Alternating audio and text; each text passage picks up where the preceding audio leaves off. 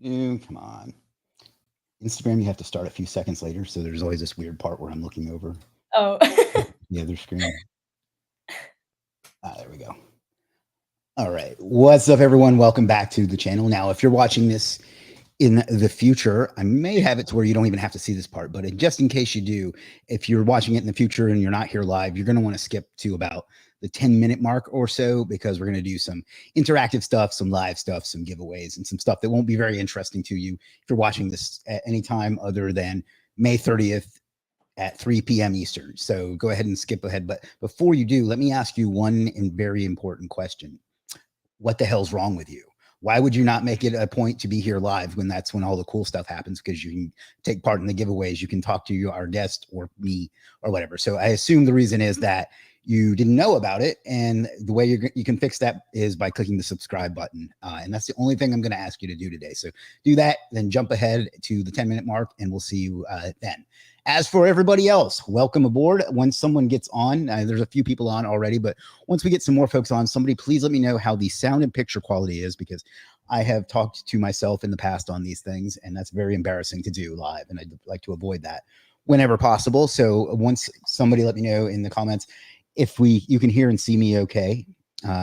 Keith says, hey, Chris and Kira. Hello. Hey, Keith, one of our regulars. MD says all good. MH says all good. All right. Sounds like we are all good because everyone is saying all good. I pieced that together. So let's go ahead. And the first thing that we like to do here on the channel, for those of you that are new, is we like to give away some legit merchandise. Now, Legit is the brand that's powering this channel, and it's my main business. You can check it out at legit.com. I've been watching some Alex Ramosi videos, and he says that you should always tell people what you do every single time. So I'm making a point to work that in, if you're wondering why.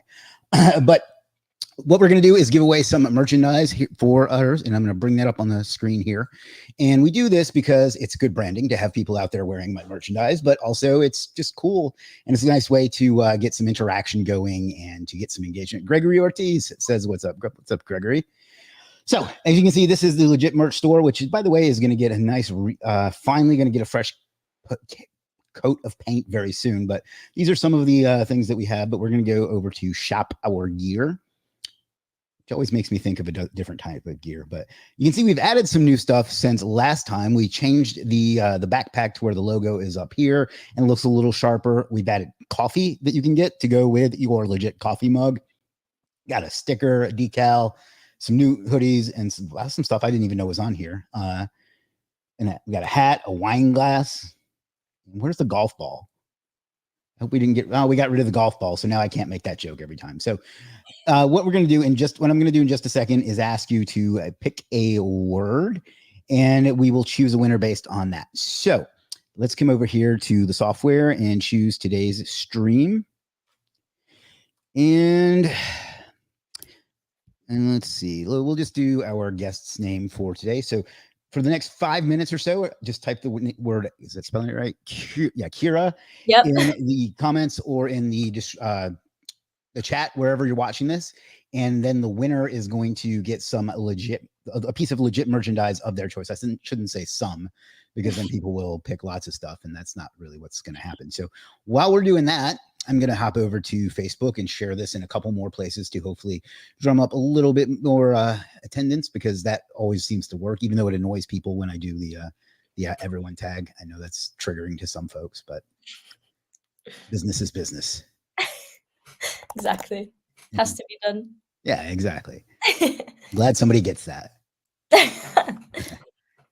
So, let's see.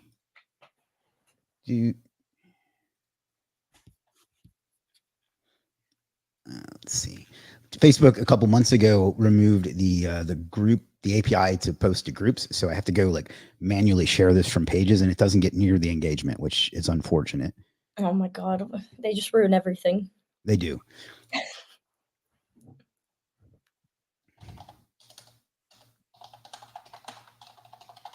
Down and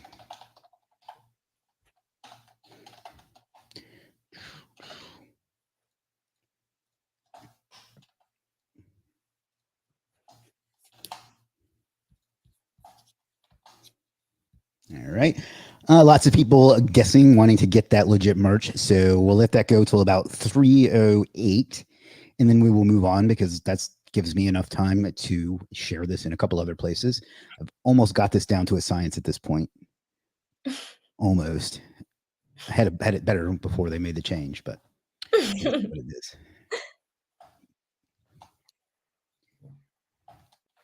This is cool. I want some of this merch as well, actually. Afterwards, just tell me what you want, and I'll hook you up with whatever you want. Oh my god. Amazing. Where did the name come from?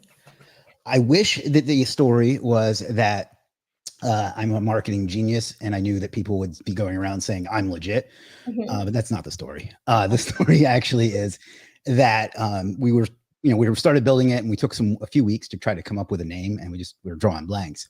Yeah. I even bought a Fiverr gig that was something like, I'll pick out your business name for you or something like that. And they gave me like a list of like 25 of them that were just terrible. And then one day our co-founder and my partner just stumbled on to legit.com that was for sale on this site that doesn't even exist anymore. That was like brandable domains or something like that. And we talked about it. We said, well, I guess I can kind of see some marketing on that. And we just went with it. The whole conversation took about 2 minutes. And that's what we went with ever since. The site, actually, if you go back in like the Wayback Machine, it used to be like a Indonesian coffee shop before. Oh my god. So I love it though. It's really cool. Yeah, I think we got really, I hate to say we got lucky, but we did. We got lucky to find something that brandable that it only cost like $300. Like I know some people pay, tens of thousands for a brand domain. So Exactly. Yeah. And people think about it for so long as well. Like they spend most of their time thinking of a name, but then the best things come from like, I don't know, a drunk night out or something. Yeah, my other business, Superstar SEO, I picked that because I was starting an SEO business and I needed to have a name. And I was a professional wrestling fan at the time and they called wrestlers superstars. I was like, all right, so I'm Superstar SEO. That's literally all the thought that Easy. I Yeah, that is good. And it's been 10 years ever since. So exactly. We've got an agency in the UK. It's called Sherbert Donkey.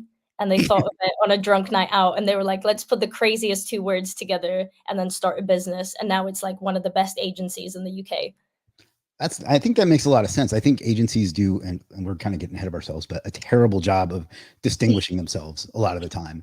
Yeah. And I think having a unique name is one place you can start because like even agency websites all look the same. They got the thing with the counter with how many cups of coffee and like, yeah. I hate that. Yeah. So, all right, we'll go for about another minute and just go ahead and get your not guesses, but your entries in. And then we will choose a winner and then we will start with talking to today's guest. We got some cool stuff to talk about today. So we'll let that go. And I just had to do one more thing and we'll be good. All right.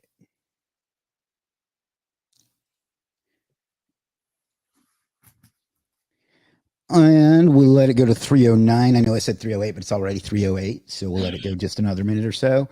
And then we'll pick our winner. I don't know exactly because the Windows 11 clock doesn't show you the seconds. It's another thing that I complain about every week. So can't go down. Yeah. All right, 3:09. Please stop guessing now because it will no longer count. Even though I know like 20 minutes from now, somebody's still going to be guessing. But hopefully it's not me. Okay, the winner is Zishan Mir. Congratulations, Zishan. I'm going to go ahead and save that so I can send it over to our fulfillment team. And then what you're going to do is you're going to come over to shop.legit.com, pick out whatever you would like, whatever item it is, anything on here. And if it's a clothing item, you're going to make sure that you pick, what size that you need. And then you're going to come over to Legit Proper, not Legit Proper, but just Legit. And come down, man, the streaming just kills my bandwidth. Come down to here and just send support a message and say that you won, that you what item you want. If it's a clothing item, let them know what size so they know what size to ship you and your snail mail address, and they will get that right out to you. So congratulations, Zishan. So now that we got the fun stuff out of the way, not that this won't be fun too, but that was poorly chosen words. But first of all, welcome back to everyone that had to jump ahead in the beginning there. Now, I am joined today with, and I'm going to try to nail this on the first go, with Kira Khoroshilova. Yes, perfect. Excellent. That's Who the is an expert in international SEO and has a great story to tell us and some cool stuff to talk about with international SEO. Now, before I do that, I want to let everybody know. I'm going to tell everyone what I know about international SEO. Okay, I'm done. All right. So, Kira, how's it going? Yeah, good. How are you? Good, doing good, doing good. So, can you just give us a little bit of background on yourself, your origin story, and what you're doing now? Of course. Before I do that, though, my teeth just disappear when I smile with this filter, so everyone can just watch me without teeth, which is hilarious. But in terms of myself, my name's Kira. I'm based in the UK. I actually grew up in Singapore, and I'm relatively new to SEO, so I'm not going to say I've got 20 years of experience. I would have started when I was 6, if that was the case. I started 3 years ago, accidentally. So I was doing black hat SEO for an Egyptian millionaire in Cairo. Oh, wow. Yeah, it was super random. I didn't even know that SEO existed at the time, and he just said, "Oh, do this content," and it was literally like copying different locations. So best things to do in Texas, best things to do in Boston, and just rewriting it. And I thought there was probably more to it than he was saying. So I started reading about it, and I thought it was incredible. And ever since then, I just never looked back. I worked my way up. My next job was a link builder, which is how we all start. And then by the end of it, I became head of SEO at an agency in Cheltenham, where I'm based. And almost a year ago is when I left and started my own business. And it's been a bit of a whirlwind and a lot of success very quickly, which is great, but obviously still lots to do. I think the quick success came from my obsessive personality, and the obsession was over SEO. And that helps a lot. Like people Yeah, sometimes mock being obsessive, and it does have its drawbacks if you pick the wrong things to obsess about. exactly. But Yeah, being passionate and obsessive about the thing that you're doing makes was mhm, one of the reasons people succeed and other people don't. So exactly. don't let people tell you that that's a bad quality. Yeah. Um, now you mentioned a black hat SEO. How do you define? Was it just because it was changing the content or? Well, back in the day, it was, plagiarizing. It was just Oh, OG plagiarism and incredible keyword stuffing, and, when you turn the keywords white and you hide them behind yeah, text. It was like that kind of stuff. It wasn't even that long ago. I can't believe people do that. But yeah, that was my first introduction to SEO. okay. And then you said you worked for an agency. What was that like? Because that's something I've never done. I mean, I've had my own, but I've never like Mm. been the SEO person at an agency. But honestly, I think that's part of the reason of why I got to where I am today, was just the caliber of the clients that we had at the agency and the number of clients that I had to handle by myself. So it was, from SaaS to medical to finance to horseback riding products. So lots of e-commerce. And it was obviously, as you know, with SEO, it's no cookie cutter technique. You have Mhm. to really study each industry individually. And because we had 60 to 70 clients and I was head of SEO and I had to, know the strategy inside and out, it was like a boot camp for many, many years. And I'm really grateful for that because I know when you're in house, sometimes you don't really get the exposure to all those issues. Mhm. So it was really tough. Like thinking back to it, it was a huge challenge, but it was well worth it for me at least. Okay. Like, what would you what kind of stuff do they have you do? Like, this is a whole new world to me. So, like, Yeah. I'm interested. Oh my God, what didn't they have me do, honestly? It was strategy building. So we would do the initial auditing for every single client, the strategy building, the on page, the off page. So we had a link building department within the agency, within one of the agencies, and they did digital PR, digital profiling. So digital profiling is when you actually put an anchor link on the keyword Okay. of the client. So instead of the URL or the business name, which is a lot more valuable. So our link building campaigns were actually a lot more impactful than many others. Obviously, the technical analysis, content, not actual production, but content brief creation, keyword research, literally everything under the sun. Sounds like they did a lot more than most big agencies that I've interacted with. A lot of that times they just like try to get as a big volume and just do like some citations and change your meta tiles and charge you $300 a month. Like that's what I picture when I think of big SEO agencies. Yeah, I mean, we had those as well. So the first one that I worked at, it was kind of like that. It was a maintenance contract and it was very low cost, so about £300. But the next agency, it was quite big contract. So we had one that was over 100 hours a month of SEO. And that's when the good stuff starts. You know, you can see the difference, you can see the impact you're making. So that was really valuable. I much preferred the big retainers instead of those tiny maintenance ones. Yeah, because there's no challenge and there's really no money unless you're doing hundreds of clients like that. So Exactly, and nothing to do. You just yeah, sit there. yeah. So what made you take the jump to going out on your own? That's always scary. I did mine about 8 years ago. It is scary, isn't Mhm. it? I'm Yeah. glad you know the feeling. It was absolutely terrifying, but being the person I am, so I haven't talked about this, so that's a really good question. I decided one evening, that I'm not sure if this is for me anymore, and I spoke to my husband about it, and he said, "Quit." He said, "You can do so much better." And I think he was just trying to make me feel better, and so the next morning I went into work and I quit. Wow. And I told him and I said, "Hey, I've just quit." It was 9:15 AM, and he was like, "What? Already?" And I walked out the door. Obviously, I did my, 2-week notice period, and I walked out. I had nothing, so I had no clients, nothing, but I knew that I was gonna figure it out. I just had faith in myself, and my skills, and I just thought I could do better and I could spend my time elsewhere and I could do it the way I want to do it and make the impact that I want to make. Mhm. And it just picked up, I was referred, there was word of mouth to start off with, and then I started gaining traction, and then, yeah, and the rest is history, I guess. Wow, that's incredible. Most people have a longer time of like debating it. Like Yeah. I was debating it for months, even though I was like making almost about the same for doing what I was doing as I Mm, was at my job to the point where being at work was costing me money. yeah, It was still scary to like, cut your income in half, from yeah. day one. But yeah, so that's a really cool story. I didn't, thank you for sharing that. So yeah, so you say it kind of just gained traction from word of mouth and stuff. How did you go about getting your first couple clients? I asked that because there are people here that will definitely want to know that. So, Well, my first client, and I think I got lucky in this, was actually someone that I went to school with. hmm, He wasn't even really my friend, but he converts classic cars to electric. So it's quite a high ticket business.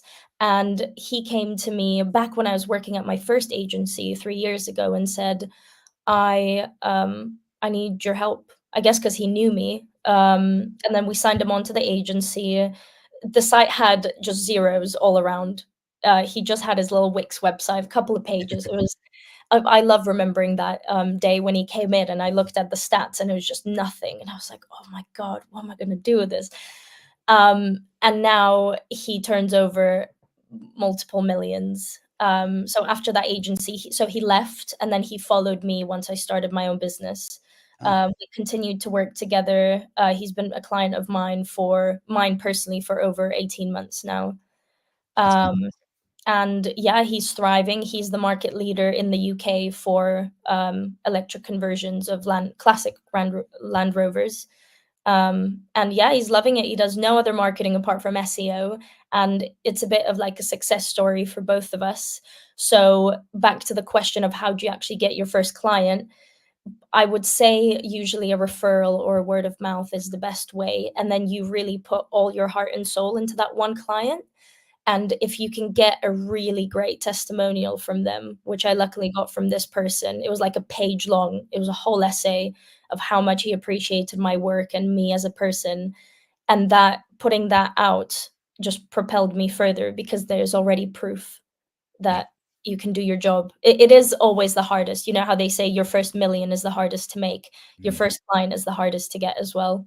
Yeah, I agree. Yeah. I agree. And you're right that having like a good testimonial or case study or whatever would Yeah. is very easy to leverage. So Mhm. that's cool. And you mentioned that he had nothing at the beginning. I'm always like minds of that. One, it means God, I'm going to have a lot of work to do, Yeah. but it's also the easiest way to get a lot of results quickly because Mhm. if you have nothing, everything is up. So Exactly. that's how I Ex try to look at it. You know, um, exactly. it's I equate it to like losing weight. When you start Mhm. losing weight, you lose a lot really fast. So that's Mhm. like, yeah, like what keeps the momentum going. So Ex you told me that you are into like international SEO. Can you explain what that is and then like what's different about it and just the whole thing? Yeah, of course.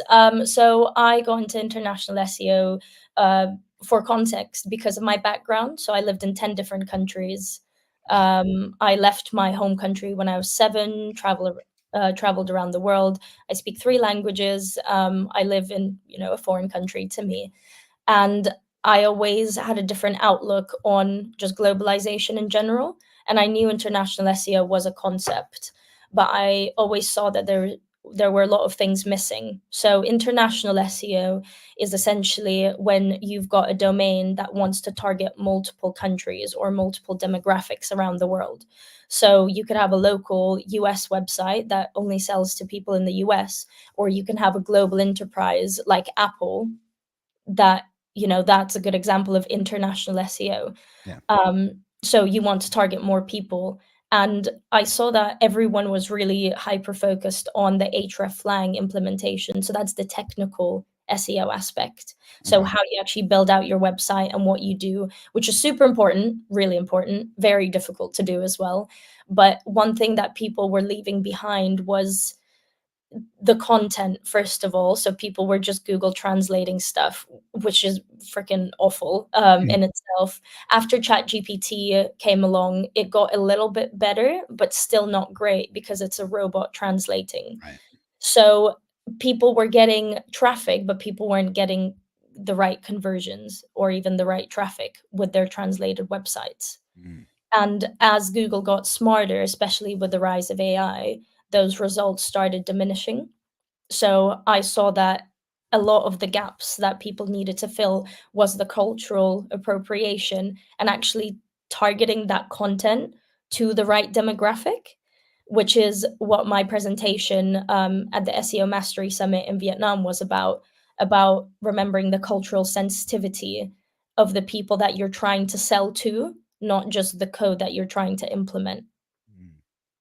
I think that's a great point because I don't want to insult my audience, but SEOs tend to be very mechanical in the way that they think about things, and Yeah.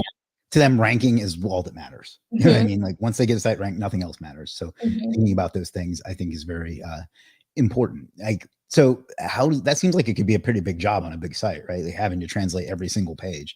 Is there like a way to make that not suck? I guess is the way to put Um, no.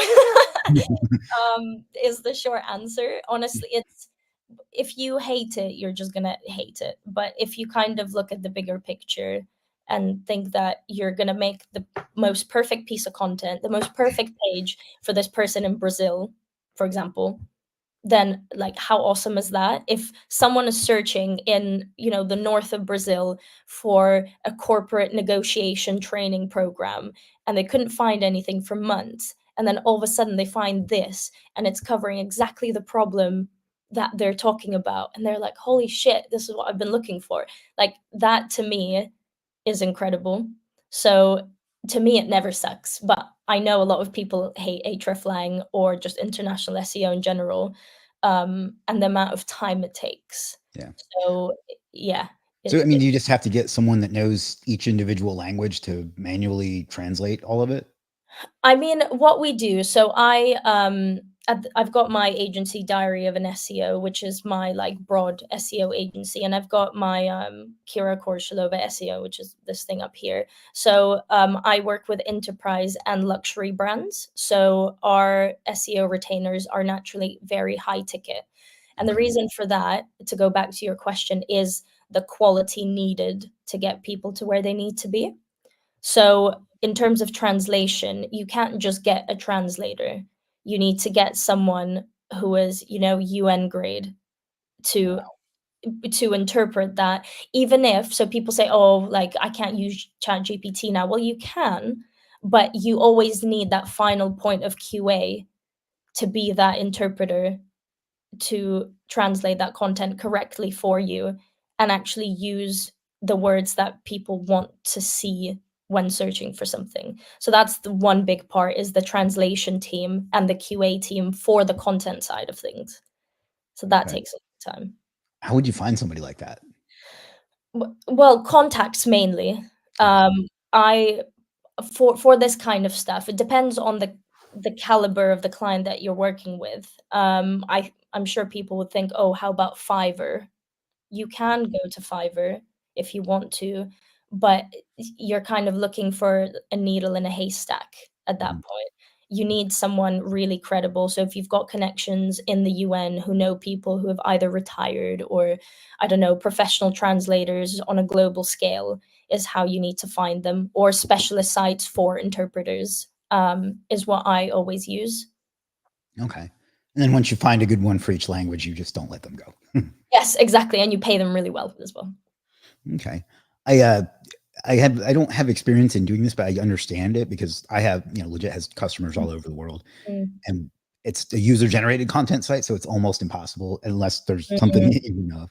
mm. But the way we've kind of dealt with that is just having like brand ambassadors in other countries. So that's Yeah. Yeah, that works really well as well, actually. And a lot of the time, these brand ambassadors, they would actually be willing to either lower their prices or sometimes do it for like a peppercorn fee, just because they really love like their country and their culture. And it's kind of the mindset that I have, is to kind of help the world or help search become more globalized and more accessible to all. yeah. Yeah, I really wish I had a better solution for that, but I don't know what it is yet. I'm sure there's a way to do it, but Yeah, um, user generated content is really tough, to be honest.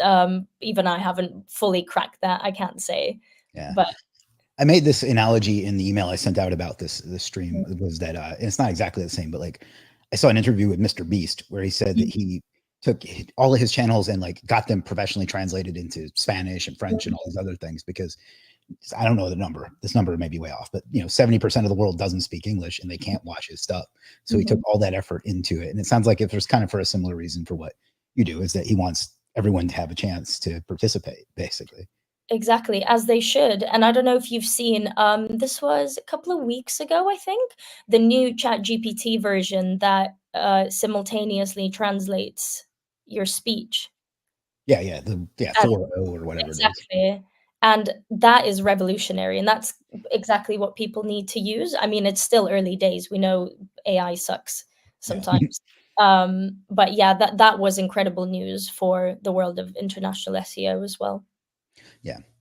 And one of the things you mentioned was being like culturally sensitive. I've had to learn that over the years a lot because I have customers in a lot of different countries. But even on our team at Legit, we have people on every continent except for Antarctica now, and like literally like 12 different time zones. So I've had to learn like like nuances. I've also like, here's a good example. A lot of the freelancers on Legit, they like to call me boss. And Mhm. I was like, at first, I was like, you really don't have to call me that. I'm not Yeah. your boss. And they're like, no, no, it's a sign of respect. Yeah. And and I'm like, and then learning those little nuances has helped me a lot. I've been on the other side of them a couple of times too, where one guy was mad at me and said, you are my brother-in-law. I was like, that's not that much of an insult, but apparently that's like the worst thing me could say. But Yeah. my point to those stories is that those little things matter, right?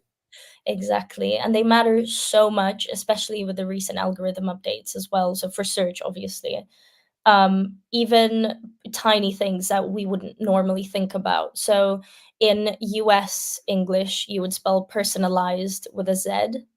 In Yeah. English, in British English, you would spell it with an S. And just that matters. And we Yeah. don't think about that shit, do we? Yeah. But we Uh, have to. yeah. Actually, when I was making the description for this video, that you sent me of your background, I noticed that actually that you had an S instead of a Z because we Exactly. and you use an S. So I make Exactly. fun of it. Keith, who was on earlier, is actually our UK ambassador. We joke back and forth about stuff like that, like how you put an unnecessary U in a lot of words and stuff like that. Yeah, make it more difficult. Yeah. Yeah.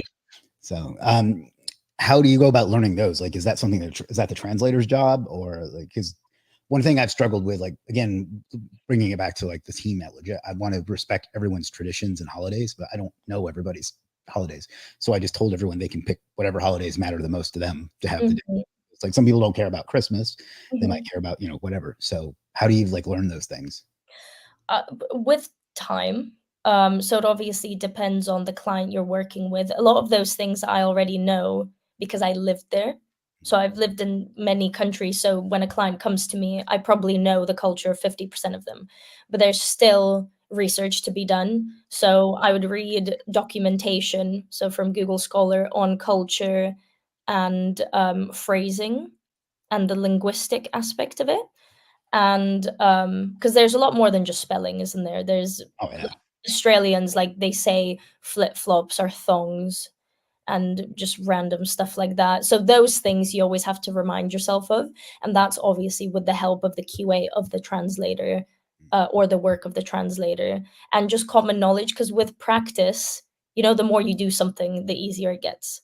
So it's yeah, almost hard for me to remember when I didn't know this, but it was just putting in the time to focus on those things. yeah. And it's a lot more than that as well. And maybe later on, I'll tell you a little bit more about examples of different countries. That's more than just spelling. So when you're trying to sell the same product across different countries.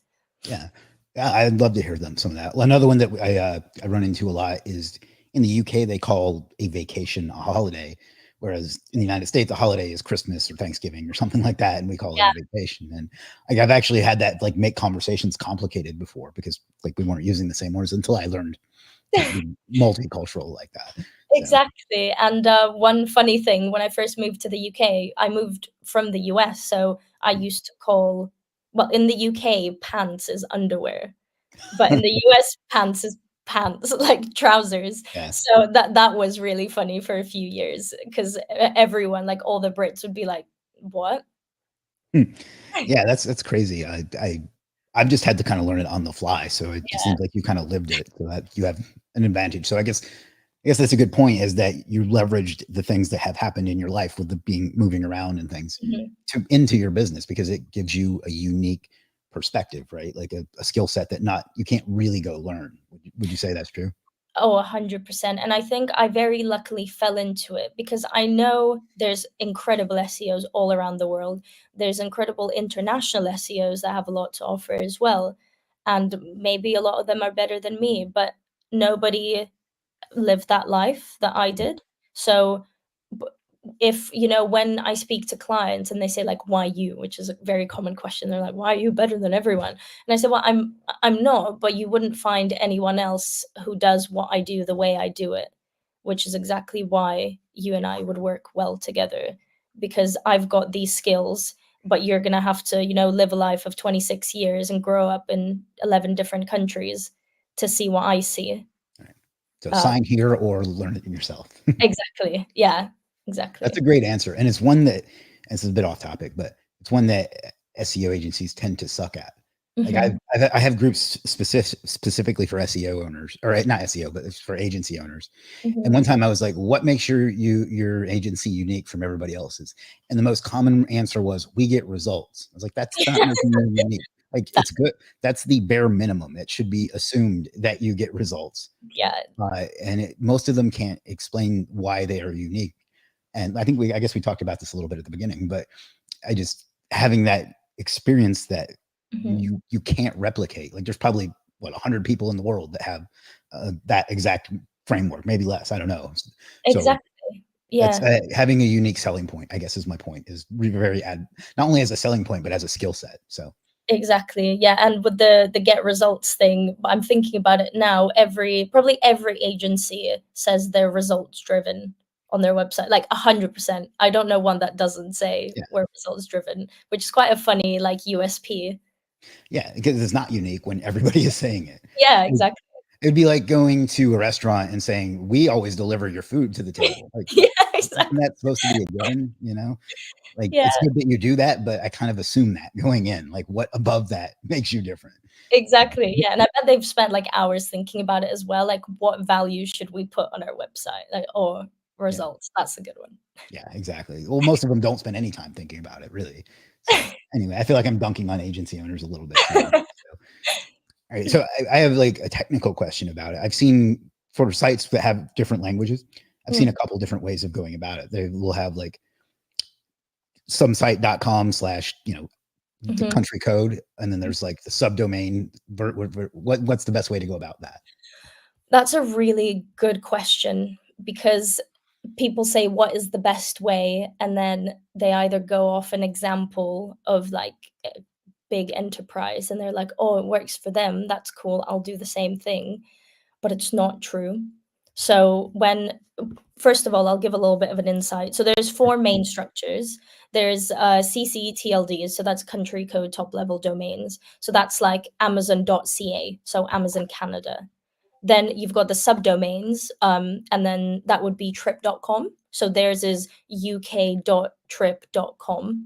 Then you've got a subdirectory, which is apple.com/fr, so France. And then you've got parameters. So that's I'm not going to talk about that because I don't like it. But three main ones, and all of them work. So all of them work, but they all work because there's a certain company structure. So with a CCTLD, you don't mind the server location and you can easily separate your site. So you can have Amazon FR, Amazon CN, China, Amazon RU, Russia, and so on.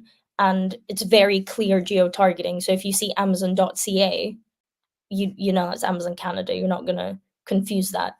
Then with subdomains, those are really easy to set up and you can have multiple server locations. So obviously that helps with loading times across the world. So you can omit the whole CDN situation. So a CDN basically speeds up your connection. And then subdirectories, which are my personal favorites, just based on the clients that I've worked with. That's the domain.com/country. So as a subfolder. And those are really low maintenance. They're not that easy to set up, to be honest, but once it is set up, it's quite easy to maintain. But then all of these have their pros and cons, right? So with a subdirectory, you've got a single server location. So then you have to bring in the CDN situation. For those that don't know, a CDN is like Cloudflare. So yeah. Oh, yeah. Sorry. Content delivery network. So it bounces off the closest server to the website to speed up your location connection. So I always say we need to actually sit down and like see what we want from the website and also see your company structure. So this thing is really huge because a lot of big companies, they want autonomy within their franchise or within the location, in which case trying to tell them to do a subdirectory is like murder for them. They're like, why would I do that? Why would I sync my domain into the .com? Because then I have no power. And you also manage it on one dashboard. So that's apparently like a crazy headache for them. And sometimes that like it's refused fully based on the company structure. So how much autonomy every country wants, and that has to be factored in as well. But people don't really think about that because that's not really SEO, but SEO works from all angles. It has to work for the company because you can't force them into something if the company doesn't work that way. Yeah. It sounds like you have to spend a lot more time on discovery, right? Like when you bring somebody on than you would if it was just a one location type of thing, right? You have to really dig in to their use case.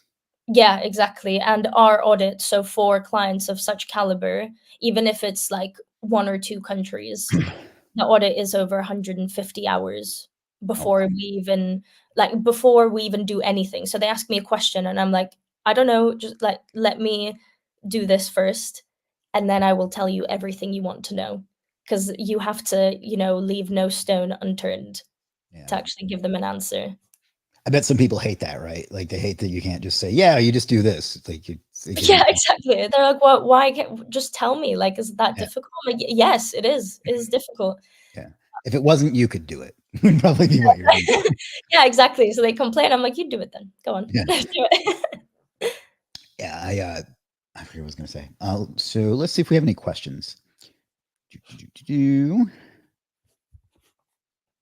For international SEO, what should be the best method to go for multi-language plugins or the hreflang tag? So a plugin or the do it by code. I'm thinking by code, right? It depends, to be honest. I've done it both ways, and both ways work quite well, to be honest. I think again, I'm gonna say it depends, which is an SEO's favorite phrase, Yeah. but it literally depends. So for the multi-language plugins, there's WordPress multi-language, which is really good, to be honest, really easy, and Weglot. Those both of those are really, really good. But I would say if you have, I don't know, 4 or 5 countries, that could still cut it. If you've got 67, Wow. I'd be so one of my clients is 67 countries, so I don't think I 67. could even name 67 countries. Exactly, yeah, literally. Um, and for that, we always do sitemap hreflang implementation because it's just the easiest to manage for us. But like I say, it just depends on your situation. So for this question, how many countries are you targeting? How many countries do you want to target in the next 5 years? What is your current setup of the site? So you have to ask yourself all those questions before you do it because sometimes the plugin is fine. You don't have to spend more time on the tags. Okay. Let's see. Shazia says informative session. Thank you. Jose says hello, Chris. Best in health. Thank you. Can I please have a practical SEO session with you? My target is to learn and get mentored by top SEO specialists. I just want to do some SEO work with you, please. Do you have any kind of training or anything? Yeah, yeah, why not? Just get in touch with me after, Okay. through YouTube, I guess, but yeah, please do. I'll put your link on there in a bit. Yes, awesome. Will this be available? Yes, wherever you're watching, you'll be able to watch it again in the future. Difference Canada to US color. Yeah, like I said, add in any Yeah, SEO reviews. yeah. Joseph says, well, kind of just covered this, but how do you offer courses I want to learn more about for international SEO? I don't yet, but I'm working on it. I'm working on it. I think you probably not that you need my advice, but I think you probably should. I think there would be interest in it. A lot of people have told me that, yeah, it's And once again, you would be able to carve out your being the expert on that one thing, mm, exactly, yeah. I mean, it's so like I said, it's such early days, like, it's not all even a year old yet, so I'm a bit like a deer in headlights, but it is definitely in the books, yeah. Okay. How could be the answer for USP be like, we feel you and we consider it as, I'm not sure okay. So you're saying, would this be a good USP? I think it's the question. We feel you and we consider it as our business for every approach. That's a nice thing to say, but it's not really a unique selling proposition, would be Mm, my answer to that. mm, yeah. Aaron says multi-language sites are a lot of work to maintain. Is that Yeah, oh my god, Erin, you have no idea. I mean, I'm sure you do have an idea because 'cause you've just written that, but yeah, it is a lot of brain power. I would think one of the challenges is if you decide to change one paragraph, you have to change it 67 times rather than one. If you have like a different language version of every page, right? Exactly, as one example, but there's also if you're updating or removing pages in within your hreflang structure, you remove one, so obviously, it has to reference its counterparts plus the default version of itself. But then if you remove one or change one, then your whole thing falls apart. So if you forget, for example, and then good luck trying to find it. I mean, thank God there are tools now like Alita's tools and hreflang builder to help you build it out. But you have to be, 100% concentration every time you do any work on the site, especially in the back end. That's been, I see, I wouldn't have thought of any of that. So, Yeah. what is your biggest challenge in international SEO? What I've just said, to be honest, just the upkeep, like you can't relax when you do it. Sometimes you've got mindless tasks, but it's not the case for these international SEO projects. So the technical aspect is a huge challenge um, to make sure that it's working because sometimes it can say that yeah, it's all good, but it's not. The next thing is the cultural appropriation and the research done per country, and I'll go into that a little bit later, and that'll answer your question. So I'll say the biggest challenge of them all is appropriating the content to the demographic that you're trying to sell to. Okay. Brian, who was on the channel, I think last week, says, love this subdirectory FTW. Hell yeah, I agree. This part of the discussion is really for me. The question, what makes you the best, has been a serious game changer across all sectors. This answer and approach to it given me, oh, well, I'm glad you benefited Oh, from it. that's sweet. Well done. Brian says, do you do anything different when approaching LD plus JSON markup schema in multiple languages?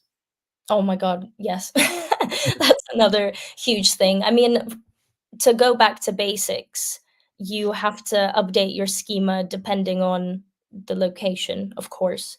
So that would be, say, if you've got a satellite address for all of those places, that has to be updated per domain. So if we take web page schema as an example, as the easiest one, so you have the business name, the address, the location, the phone number, the description.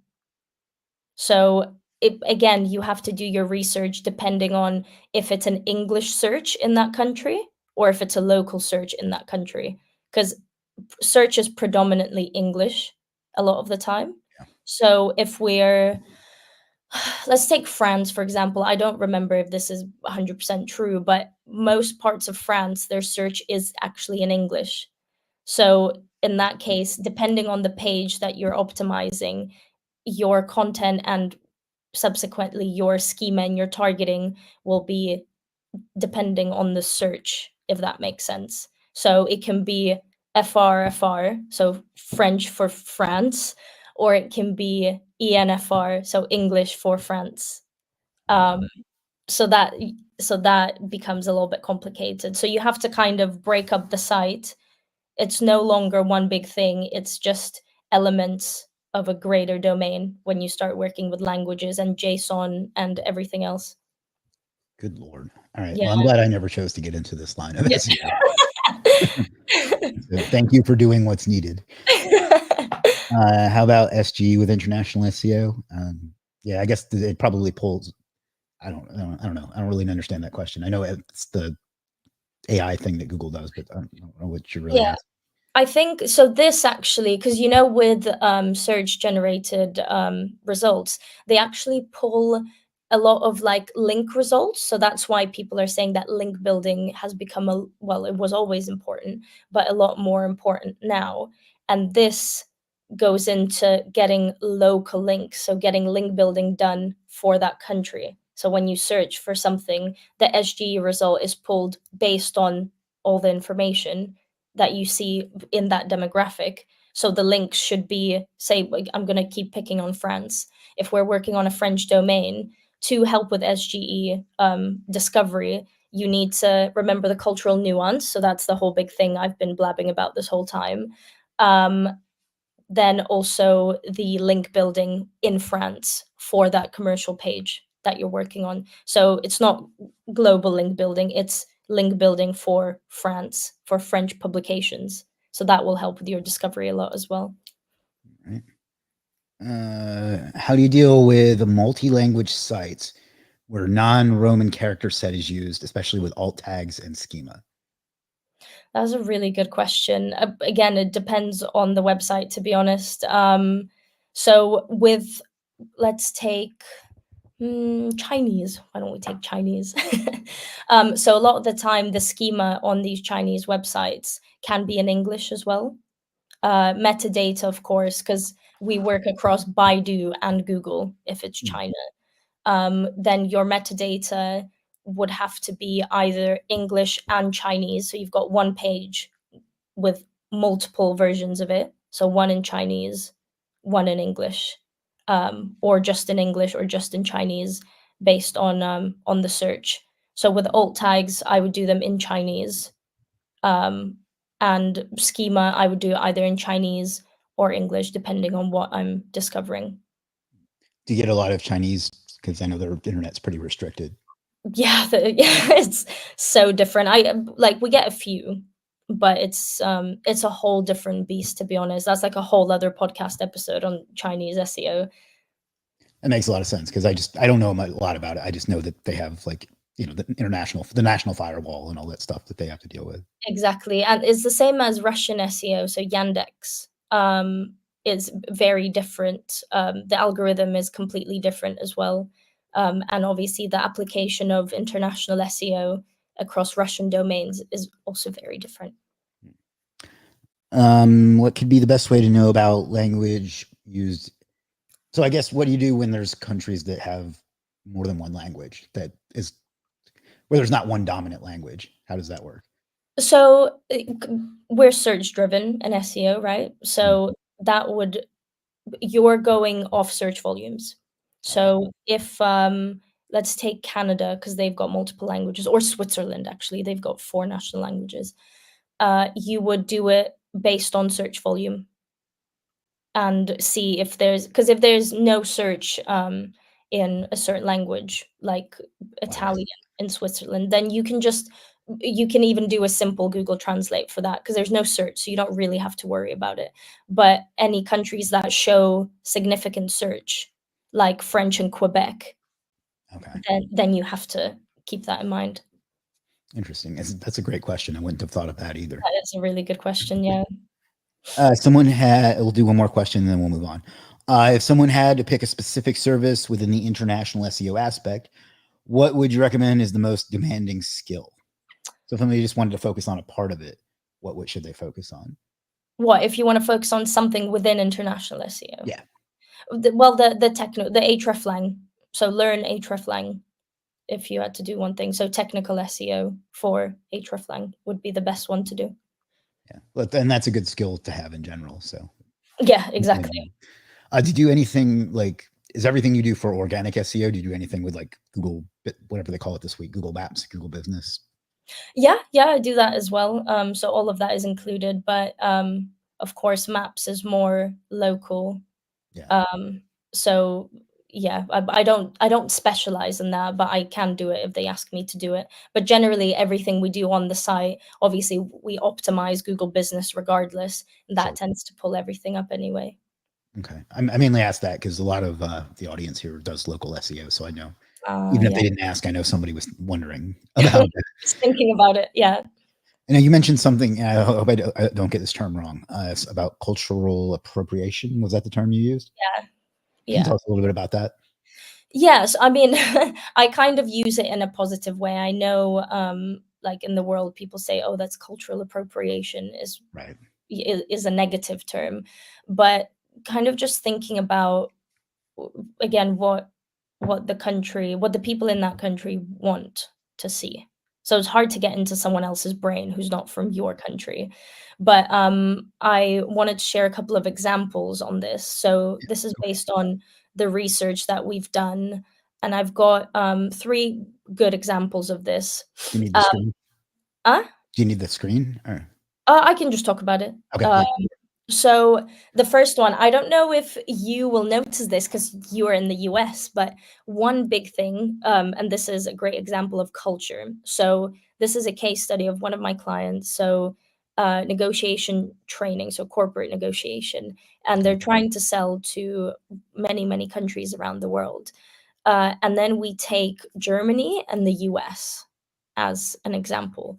Those two could not be more different, and the biggest difference within them, apart from the language, is the privacy and the GDPR focus. Mm.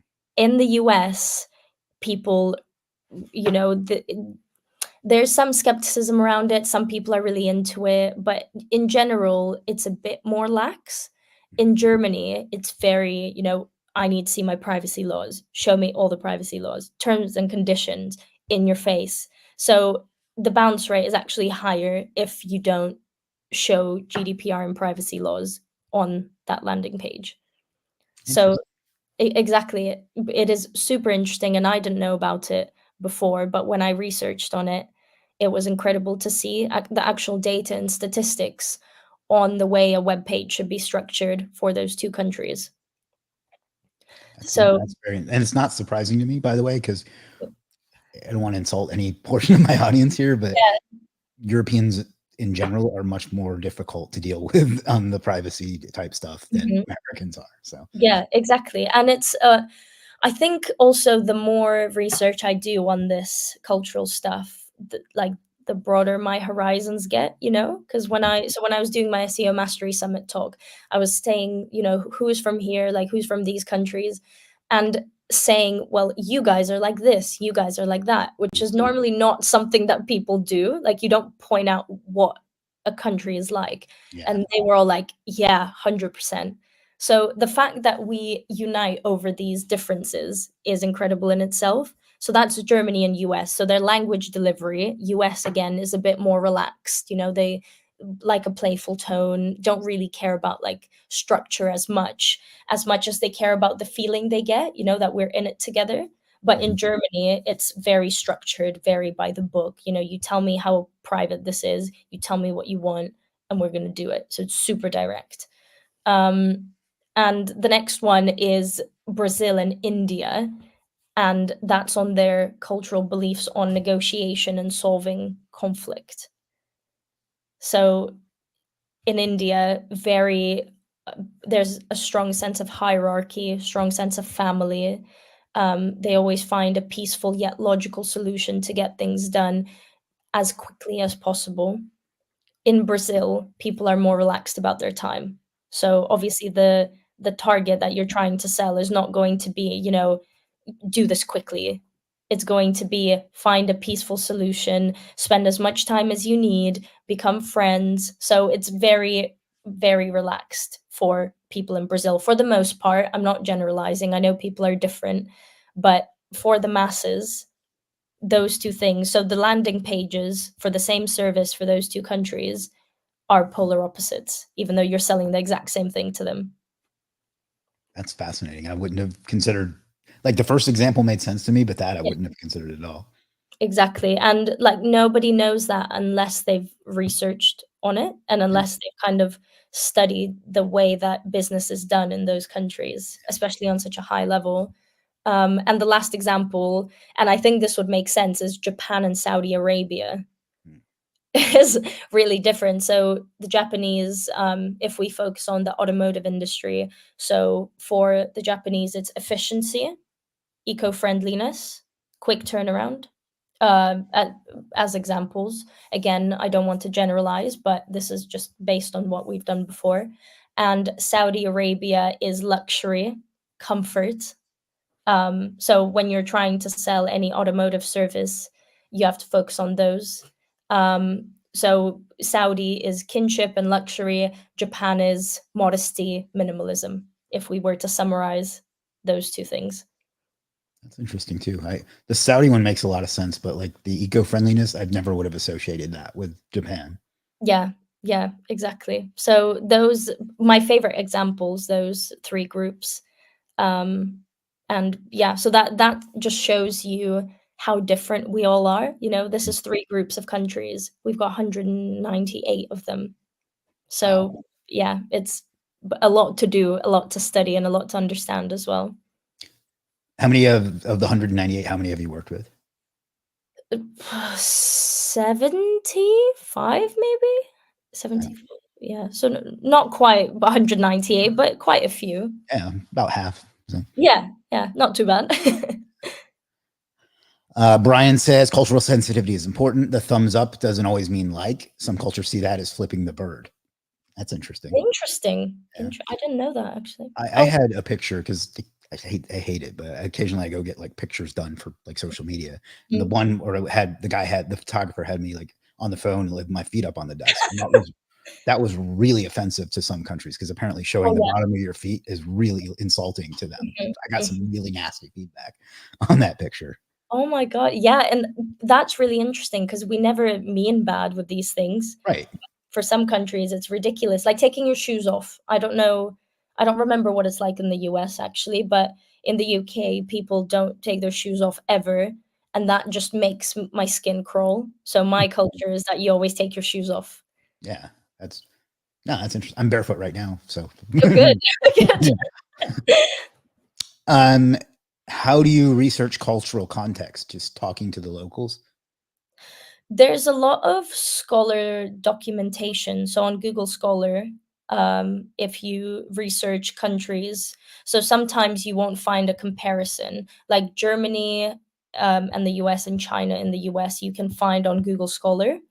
But sometimes you have to do it just case by case. So, like a cultural study on X country, the customs of X country.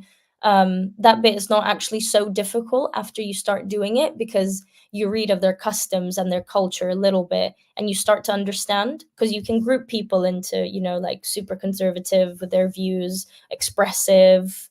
So you start to categorize them after a while, and you're like, oh, okay, this is group one, this is group two.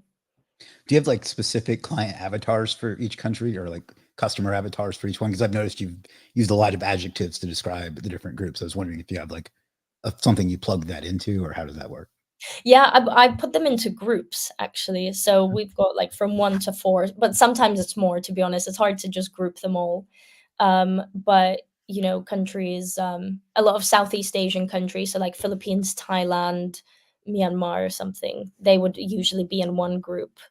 Because it's continental as well, like the Slavic countries, Eastern Europe, our like attitudes are very similar and our beliefs are very similar as well. So that would be another group. Central Asia is usually another group. And then you can group them on like perspective, or like views on comfort, views on time, which is a really big thing as well. Wow. I can see having a database like that could be very helpful over time. Super helpful. Yeah, exactly. Because then it's like second nature. You know exactly where to put them. Yeah, they check this box, and that box. Exactly. Yeah. Keith says, this is one of the best guests I've seen on your shows, Chris. Really knowledgeable and also spells all the words the proper way. Yeah, go on, Keith. Keith is our ambassador to the United Kingdom. Of course. Yeah. He also often wins the merch giveaway, to the point that it was a meme. Oh my God.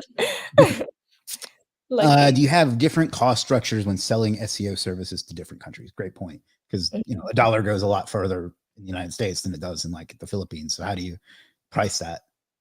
Yeah, so this part of my agency, I work with enterprise and luxury, so it's all high ticket. Okay.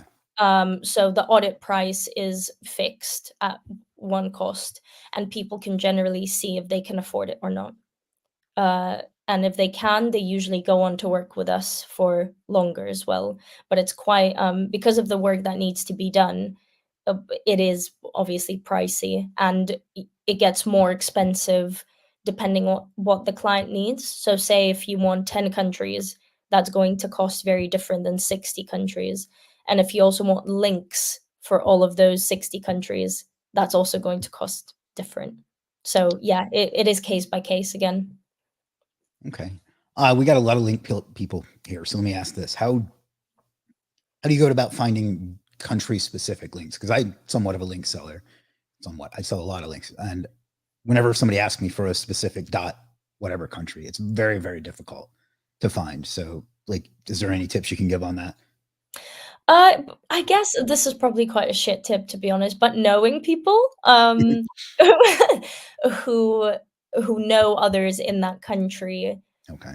who know someone else. So again, I've got friends in many different countries who, a lot of them are in marketing, who then know someone who does professional link building in Mexico, which is such a niche thing, isn't it? That's really hard to find. So it is connections. I would say my advice for that is build your international network. We all love networking. It's really good for you. Do international networking as well, and you can offer such unique things to people just because of the people you know. Okay. I may have to message you the next time that comes up. So. Yes, exactly. Exactly. Let's see. Congrats, Kira. You're doing really good talking about this topic. Oh, thanks. A geocultural database for marketers could be a great sell. See? Yeah, well, business venture. Yeah. Learning. So I assume she means much. Thanks, Kira and Chris. Oh, it's our pleasure. So I'm going to put you on the spot a little bit and ask you a question on what I should do. So okay. I would love it if I could reach a global audience too. Mm-hmm. And since most of the content, like the services and stuff, are all going to be user generated, what would be the best thing for me to do? Just create like legit.com/fr/whatever/whatever. And I'm not going to hold you to any of this. I would love to get your feedback. Tell me now. Well, I think because I keep saying I prefer subdirectories, I would say subdirectory structure is better for Okay, you as well, because yours is e-commerce. more or Uh, less, yeah. yeah, so e-commerce subdirectories are really, really good. It's relatively easy to implement. It would be for you because you're an SEO by trade. Mhm. And it's easy to manage, and I assume you're not going to have franchises in those different places. No, So it would be managed on one dashboard, and I would definitely, do that, and this with the user-generated stuff, yeah, um like for any one of these, for example. yeah, okay, so that would be let's have a look. Again, whenever I'm streaming, my bandwidth goes to hell, but Oh, dear. it'll get there in a minute. So would I have to have like just because right now they're all in English except for literally maybe less than 10. You could have, in this case, you could have parameters, to be honest, even though I hate them. You can have a dynamic page, so based on IP. So when, like, you can tell, so the Yeah. machine can tell when you're searching from a certain country, and it automatically generates whatever the language is based on their IP. That would be a tiny bit more difficult for you, but I think that would be the way to go, especially with this little section that I'm looking at, because you can Okay. have multiple implementations across the site, so you make your life really difficult, but that's what it's all about, isn't it? Yeah. So that would go to like legit.com/fr slash Yeah, the rest of that. And it would yeah. translate that into French. I don't know why we're all picking on the French today, but So yeah, I know.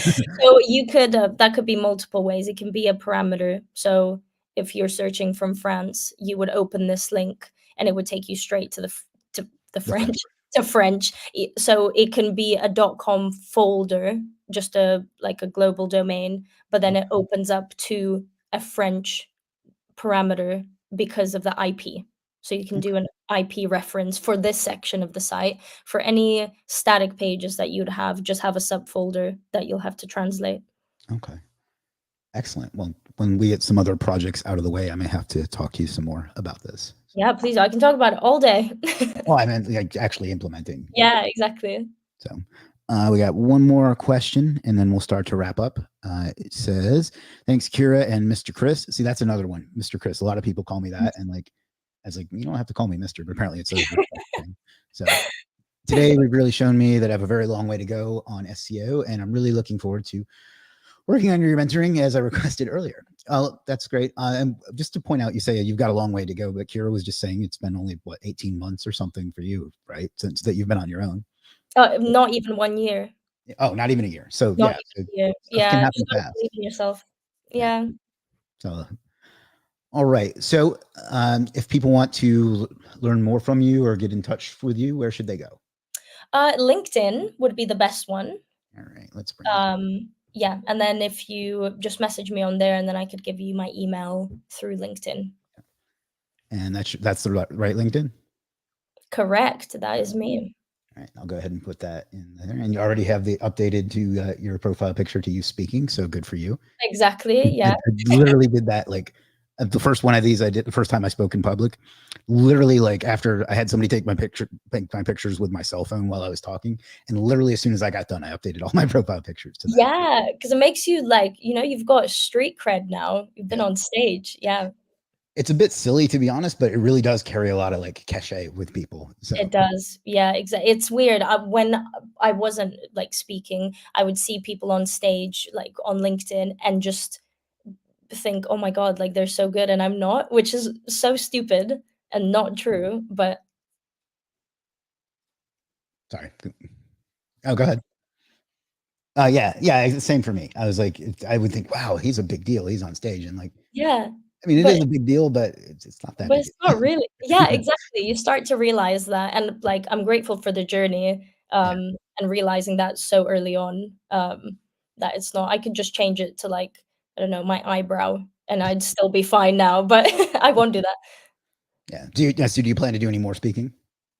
I would love to, yeah, I really enjoy it, enjoy, helping people and just sharing information, so, yeah, it's definitely in the books. After the summit, there's been quite an influx of new clients, so I need to sort those out first. Had to do a lot of hiring.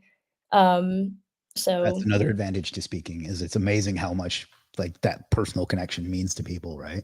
Like I've exactly. generated a lot of business out of it too. So Yeah, exactly. Very useful, and just, yeah, very grateful for all the opportunities. yeah, it's counterintuitive because like I've had people I've talked to for years and never really got past the like, I don't know what you call it, like just barely knowing them acquaintance stage.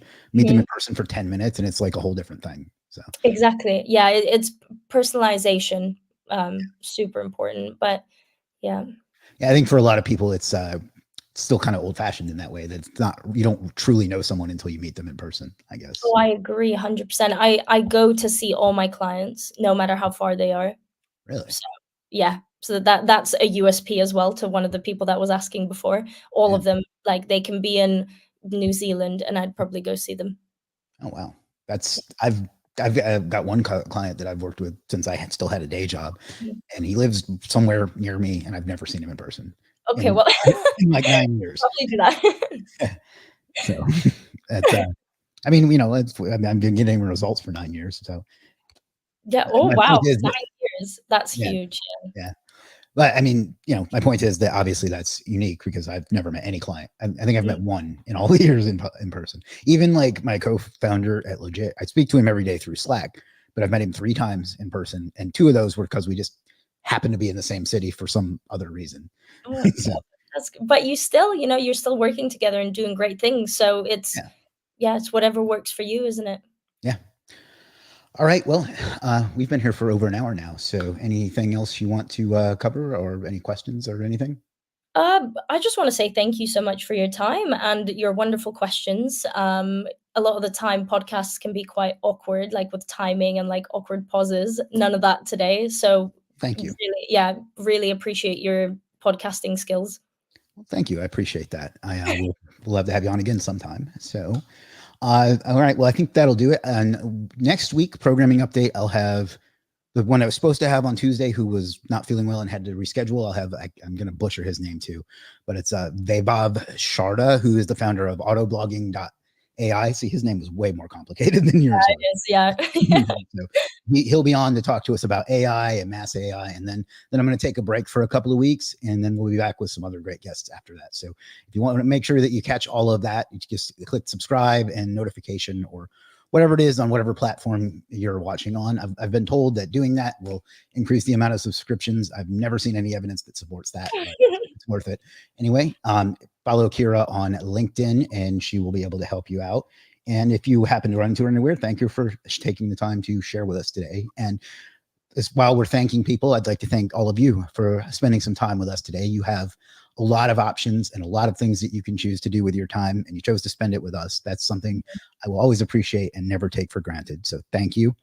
And last but not least, figure out what you want out of life and go out and get it, because you owe it to yourself and you owe it to the world. I'll see you next week.